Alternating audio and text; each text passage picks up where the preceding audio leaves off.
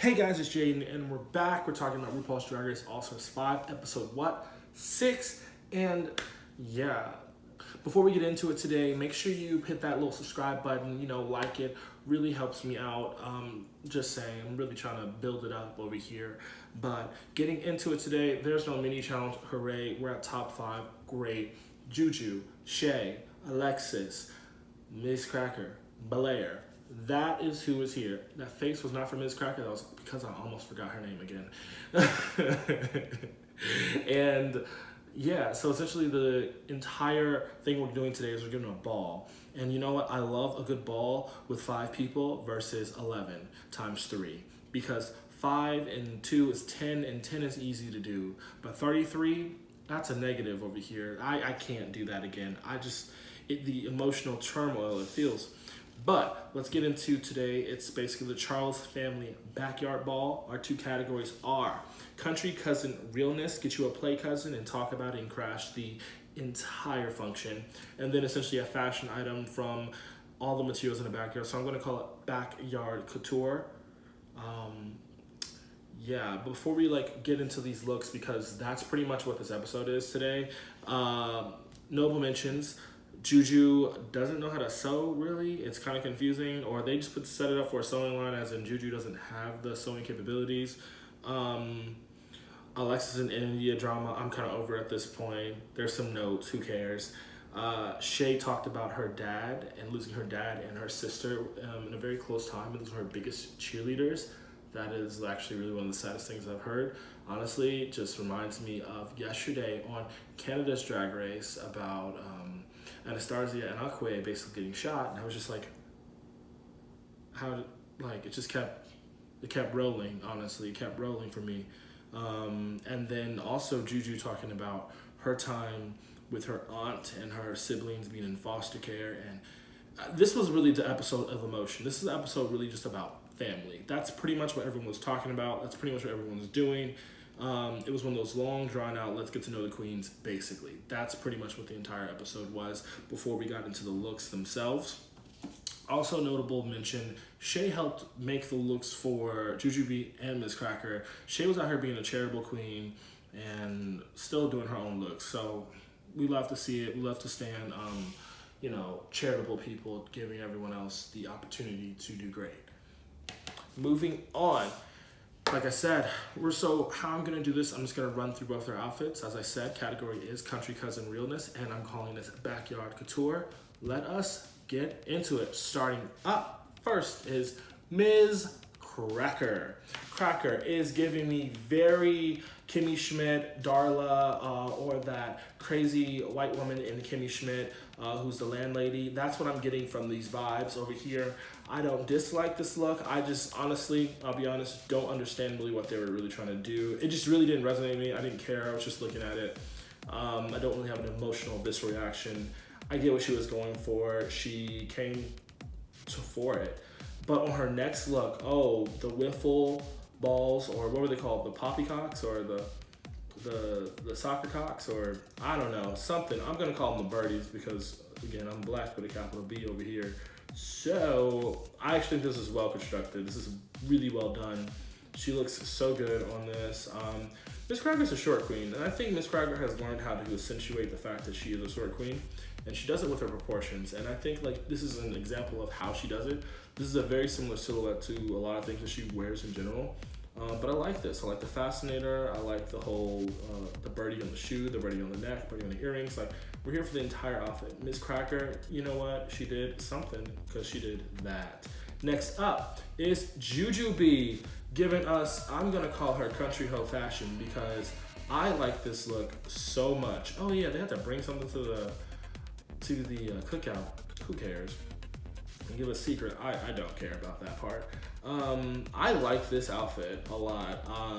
I think this is you get who this girl is. You know who she is. This hat is ridiculous, and I think that's what added to this whole situation, because without the hat, it's not really put together. So it's accessorized really well. The whole entire outfit's good. Her makeup is actually, I get what she's going for, and Miss Juju is here.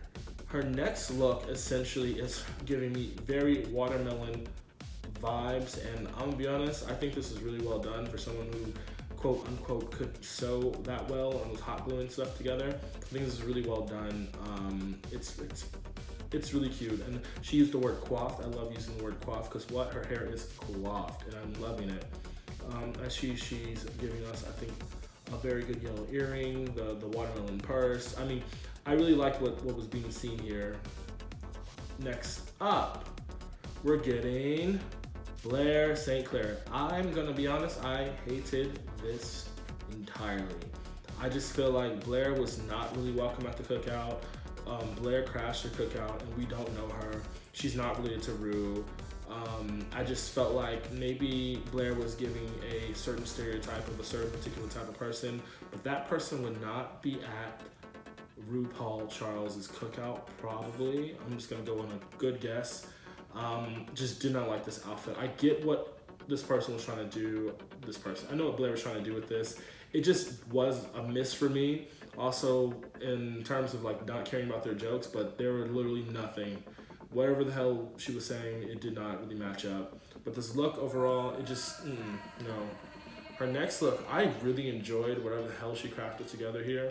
She honestly was giving me very Taylor Swift vibes on this.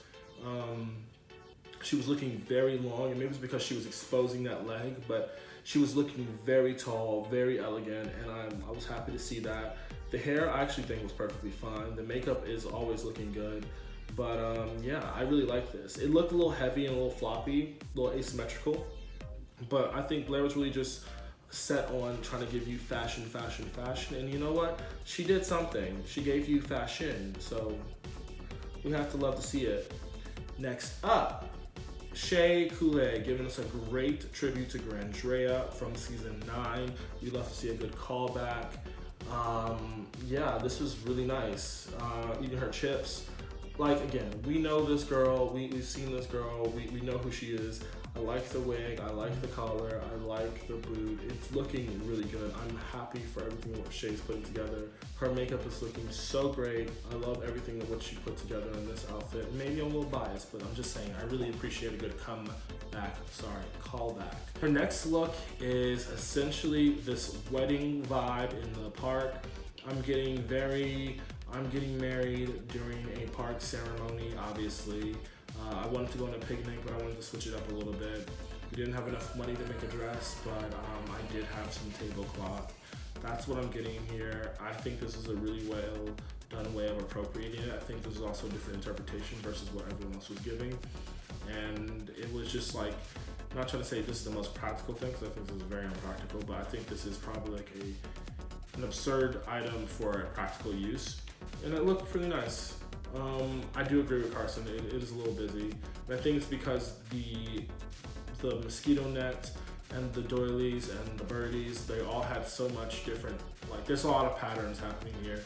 And she could reduce some of that by using something solid or something like that to break everything apart. But other than that, I do love a good case of pants, so always here for that. Next up, we're talking Alexis Mateo. And yeah, I don't think this girl would be at the cookout. I just don't think she would. I think that she wouldn't. I think that she was trying to go to a different cookout, I'm gonna be honest. Because not in our house, not today. I just think that if you're gonna go for, I guess, this character, I get what her character was going for. I just didn't like the character necessarily. I also thought the dress was really wonky. I like the pink hair. It just doesn't make sense. And then she took off the wig and I was like, are you insulting yourself? Because that's all I'm thinking of. It wasn't like a good choice. You just look like an auntie who exposed herself. You know, that auntie that's there. She's like, oh wow, she's so gorgeous. And then she took off her hair and you're just like, oh my God, what's happening? That's all I was getting with this entire look here. But her next look, I like this a lot. I kind of do agree with Carson in the fact that it is a really odd proportion.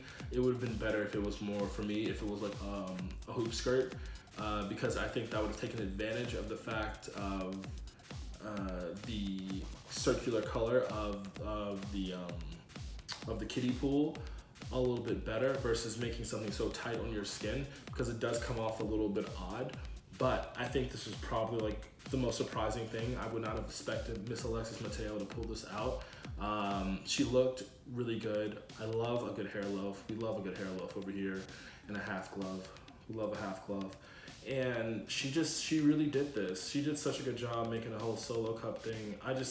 I liked everything about this, except, you know, I wish she would have used it more as a hoop skirt. But yeah, this is pretty great, pretty surprising. She was pulling out all the stunts, and we have to say, good job, Miss Alexis Mateo. We love to see it. Getting into everything, the girls are essentially trying to figure out exactly who they want to send home. And I'll be honest, I think the person who needs to go home is actually Blair. Because Blair's making this argument of like, oh my gosh, well, you know, if you're gonna have me in the competition, then, you know, I have so much to grow, I have so much to...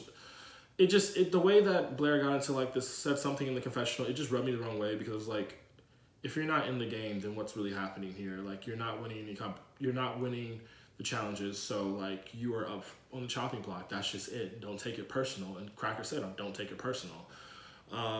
Which, speaking of, I really for a quick second thought that Cracker was about to choose Shay and send Shay home and choose her lipstick. I was about to be pissed. Riot. Especially after Shay did so many things for her, but then I was like, maybe she won't do that. I don't know. We'll find out next week exactly who Cracker chose, but I'm already just hoping that it wasn't Shay, because, yeah, let's not do that.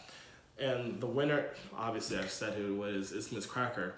Everyone's in the bottom, and essentially Miss Roxy Andrews is the lip sync assassin till One Last Time by Ariana Grande. When I tell you this is one of my favorite songs, I have a lot of history with this song, but this is really sad because I really wasn't expecting Miss Roxy Andrews to turn it like this. I just really wasn't. She was giving you subtle reveal after reveal after reveal, leaving it with a good thick and juicy stamp on the stage, and I was like, okay, you won.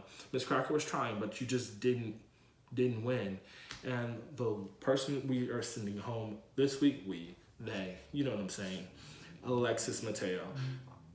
I'm actually fine with that being sent home, but I really think Blair should have been sent home, because I think Alexis actually did a good job in this episode, like did a better job than Blair. And it's sad to say that Miss Alexis Mateo is going home, but it is what it is. We're now at the top 4. We have Jujubee, we have Shay, we have Blair, we have Miss Cracker. And I don't know who's going to win. I truly, at this point, it's like, I don't think Blair's going to win. I just don't.